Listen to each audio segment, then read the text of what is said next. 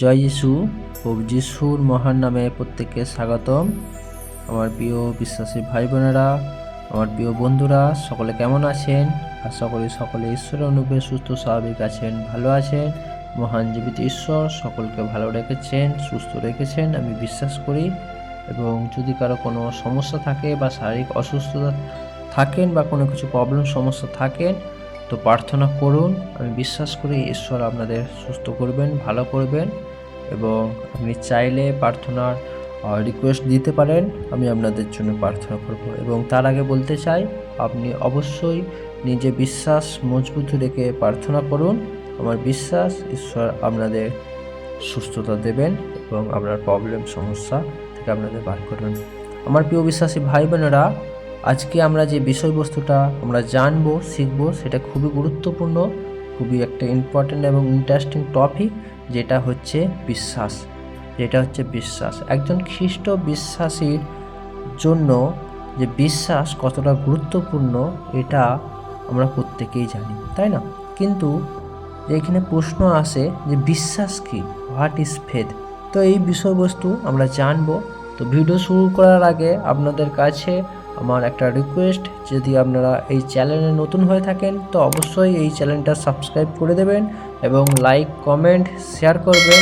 আশা করি ভিডিওটা আপনাদের ভালো লাগবে এবং আপনারা এই চ্যানেলটার সঙ্গে যুক্ত থাকবেন, যাতে ভবিষ্যতে ঈশ্বরের বাক্য আপনাদের ফোনে নোটিফিকেশান চলে যায় এবং আরও আপনারা ঈশ্বরের বাক্যতে সঠিক শিক্ষার মধ্যে আপনারা চলতে পারেন, জানতে পারেন। এবং অবশ্যই এই যে আমার ভিডিও বানানোর যে প্রচেষ্টা বা যে ইচ্ছা বা যে এই আগ্রহ, এটা শুধুমাত্র যে সঠিক শিক্ষা আপনাদের মাঝে ছড়িয়ে দেয়া এবং প্রভু যিশুর শিক্ষায় শিক্ষিত করা।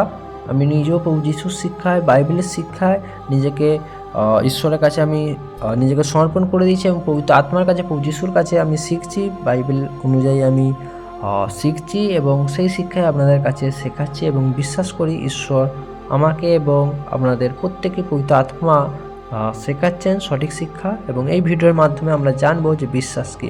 তো সেই জন্য বলতে চাই যে এই চ্যানেল থেকে ঈশ্বরের গৌরব প্রশংসা। যদিও আমি অনেকদিন ছাড়া ভিডিও দিই, আপনারা প্রত্যেকেই হয়তো অনেকেই আমাকে চেনেন, ফেসবুকে দেখেছেন বা এই ইউটিউব চ্যানেলের সঙ্গে যুক্ত আছেন। আপনাদের অনেক ধন্যবাদ। আপনারা যতজন ঈশ্বরের বাক্য শোনেন এবং ঈশ্বরের বাক্যের কার্যকারী হন, তো আমার খুবই ভালো লাগে যতজন আপনারা ঈশ্বরের বাক্য শোনেন এবং সত্য শিক্ষার মধ্যে ঈশ্বরের বাক্য কার্যকারী হন এবং ঈশ্বরের বাক্য মানে ঈশ্বরের বাক্যকে নিয়ে চলেন। তো আমার প্রিয় বিশ্বাসী ভাই বোনেরা, আজকে যে বিষয়বস্তুটা আমরা দেখব, যেটা বললাম যে বিশ্বাস কি, তো সেই বিষয়বস্তু দেখব যেখানে অনেক ব্যক্তি বা অনেক খ্রিস্ট বিশ্বাসীকেও যদি ধরে নেওয়া যায় বা অনেক মানুষকে ধরে নিয়ে যায়, যাই বলুন না কেন, অনেকে বলে যে আমি ঈশ্বরকে বিশ্বাস করি, ঠিক আছে। তো এবার যদি প্রশ্ন করা হয় যে আপনি তো ঈশ্বরকে বিশ্বাস করেন, কিন্তু বিশ্বাসের সংজ্ঞা কী বা বিশ্বাস, সেটা আমাকে একটু ভালো করে বোঝান বা একটু ব্যাখ্যা করুন, এক্সপ্লেন করুন। অনেকে সঠিকভাবে ব্যাখ্যা করতে পারে না, এক্সপ্লেন করতে পারে না, বা অনেকে চুপ করে থাকে, ঠিক আছে। তো এখানে বিশ্বাস কি, এই বিষয়বস্তু নিয়ে আমরা একটু দেখব। জগতের মানুষেরা বা যারা প্রভু যীশু খ্রিস্টকে বিশ্বাস করে না বা লোকের কথা তারা কি বলে, তাদের বিষয়ে আমরা একটু দেখব। তারপর বাইবেলের দিকে আমরা যাব বা বাইবেলের যে শিক্ষা আছে সেই দিকে যাব।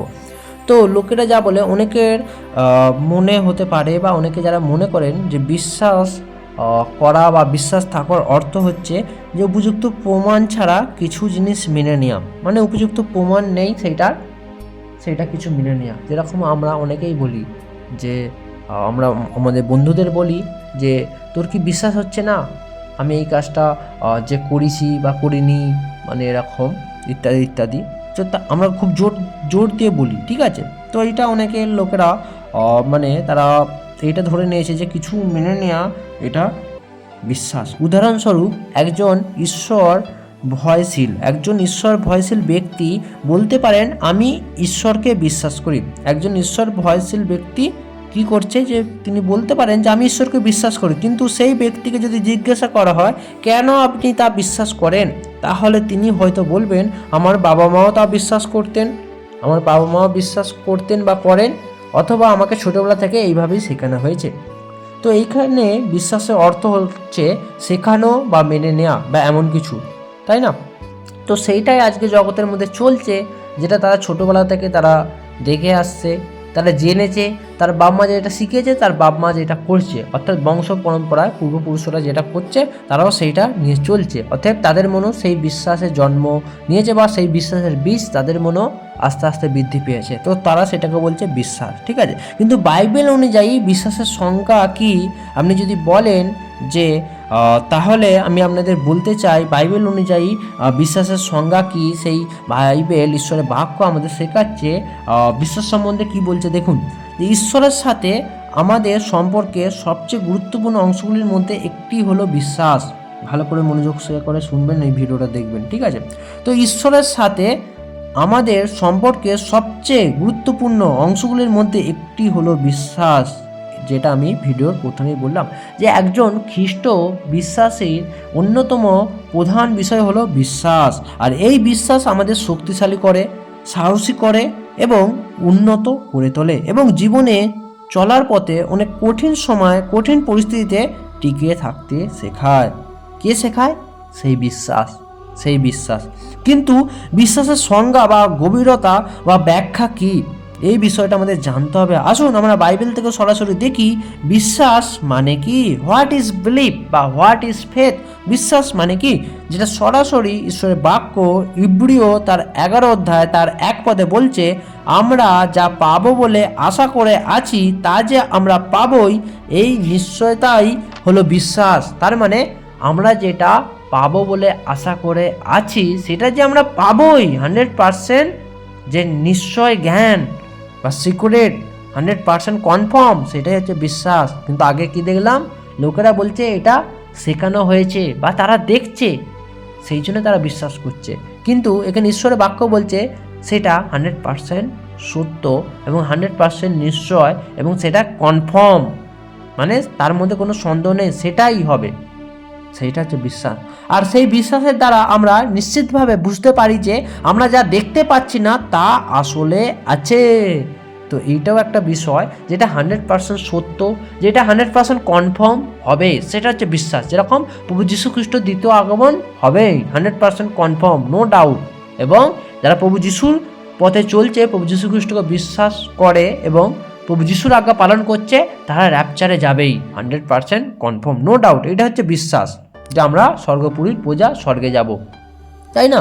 এটা হচ্ছে বিশ্বাস। এবং এমন বিশ্বাস হচ্ছে যে আরও একটা বিষয়, যে বিশ্বাস সেটা অনেক সময় চোখে দেখা নাও যেতে পারে, কিন্তু সেটা যে আছে সেটাই হচ্ছে বিশ্বাস, ঠিক আছে? যেরকম ঈশ্বর আছে, ঈশ্বরকে চোখে দেখা যায় না কিন্তু ঈশ্বর আছে, সেটা হচ্ছে বিশ্বাস। ফর এক্সাম্পল, উদাহরণস্বরূপ আমি একটা বিষয় বলতে চাই, সেটা হচ্ছে বাতাসকে দেখা যায় না। এই যে বাতাস বা বায়ু যাই বলেন না কেন, তাকে দেখা যায় না কিন্তু অনুভব করা যায়। আমাদের গায়ে যখন বাতাস লাগে বা গাছপালা যখন নড়ে, পাতা যখন নড়ে, এই প্রকৃতির মধ্যে যখন হাওয়া বয়, ঠিক আছে, তার একটা আওয়াজ আছে, বা গাছ পাতা নড়ছে, আমরা দেখে সেটা বুঝতে পারছি, আমাদের গায়ে হাওয়া লাগছে, আমরা অনুভব করতে পারছি, তার মানে আমরা যে বুঝতে পারছি যে বাতাস বা বায়ু আছে। কিন্তু আমরা সেই বাতাস বা বায়ুর কি আকার বা কীরকম দেখতে বা চোখে আমরা দেখতে পাচ্ছি না, কিন্তু আমরা অনুভব করছি। ঠিক সেরকমই এই যে নিশ্চয় জ্ঞান, যে বাতাস যেরকম আছেই, কেউ অস্বীকার করতে পারবে না বাতাস নেই, বাতাস আছে, তাই না? কিন্তু বাতাসকে দেখা যাচ্ছে। ঠিক সেরকমই ঈশ্বর আছেই, কেউ অস্বীকার করতে পারবে না। এবং যারা অস্বীকার করে, মানে নাস্তিকদের কথা বলছি, অনেকে নাস্তিক বা সায়েন্টিস্টরা অনেকের মধ্যে বলে থাকে যে ঈশ্বর নেই, ঠিক আছে? তো তাদেরকে আমি বলতে চাই, তারা সেই বাতাসের মতো, তারা বাতাসকে দেখতে পাচ্ছে না, অত সেই জন্য বলছে বাতাস নেই, ঠিক আছে? তাও তাদেরকে বলতে চাই, কিন্তু বাতাস যেহেতু আছে, বাতাসকে দেখা যায় না কিন্তু বাতাস আছে, ঠিক সেরকম ঈশ্বরকে দেখা যায় না কিন্তু ঈশ্বর আছে, যিনি সর্বশক্তিমান মহান জীবিত ঈশ্বর, এই সমুদয় জগৎ, গোটা জগৎকে যিনি সৃষ্টি করেছেন, তিনি কিন্তু আছেন। তিনি আছেন বলেই তো তিনি সৃষ্টি করেছেন এবং তিনি চালাচ্ছেন, তাই না? তো ঈশ্বর আছেন। সেই যে নিশ্চয় জ্ঞান, মানে এই পয়েন্টটা আমি বোঝাতে চাই, সেই যে নিশ্চয় জ্ঞান, যে কনফার্ম, কিন্তু তাকে দেখা যাচ্ছে না, এটাই তো বিশ্বাস। ঈশ্বরের বাক্য ইব্রিয় 11:1 পদে সেইটাই বলছে। আমরা আর একটা দেখবো, ইব্রিয় 11:6 পদ, সেখানে বলছে বিশ্বাস ছাড়া ঈশ্বরকে সন্তুষ্ট করা অসম্ভব। কি বলছে? বিশ্বাস ছাড়া ঈশ্বরকে সন্তুষ্ট করা অসম্ভব, কারণ ঈশ্বরের কাছে যে যায় তাকে বিশ্বাস করতে হবে যে ঈশ্বর আছেন। ঠিক যেরকম বললাম, বাতাস আছে, সায়েন্টিস্ট বা নাস্তিকরা যেরকম বলে থাকে অনেকে যে ঈশ্বর নেই, কিন্তু বাতাস আছে, বাতাসকে দেখা যায় না, কিন্তু তারা কি এটা অস্বীকার করবে বাতাস নেই? না, তারা অস্বীকার করবে না, তারা জানে এবং এটা নিশ্চয় জ্ঞান, এবং বাতাসকে দেখা যাচ্ছে না কিন্তু তারা বলছে বাতাস আছে, কিন্তু তারা বলছে ঈশ্বর নেই। তারা নাস্তিক বা তারা সেটা মানতে বাধ্য নয়, সেই জন্য বলছে তাদের নিজস্ব মতামত। কিন্তু বাতাসকে দেখা যাচ্ছে না কিন্তু বাতাস আছে, 100% কনফার্ম, নিশ্চয় জ্ঞান, সেটা বিশ্বাস। ঠিক সেরকমই ঈশ্বরকে দেখা যাচ্ছে না কিন্তু ঈশ্বর আছে, এই জগৎ সৃষ্টি করেছেন, সব কিছু চালাচ্ছেন, তিনিও 100% কনফার্ম, সেটা নিশ্চয় জ্ঞান, সেটা হচ্ছে বিশ্বাস। ঠিক আছে, তো ঈশ্বর আছেন, এখানে ইব্রিয় 11:6 বলছেন যে তাকে বিশ্বাস করতে বাধ্য যে ঈশ্বর আছেন, এবং যারা তার ইচ্ছা মতো চলে তারা তার হাত থেকে তাদের পাওনা তার ইচ্ছা মতো চলে তারা তার হাত থেকে তাদের পাওনা যায়, তাদের পাওনা যায়। ঠিক আছে, তো আমার এটা মিস্টেক লেখা হতে পারে, সরি।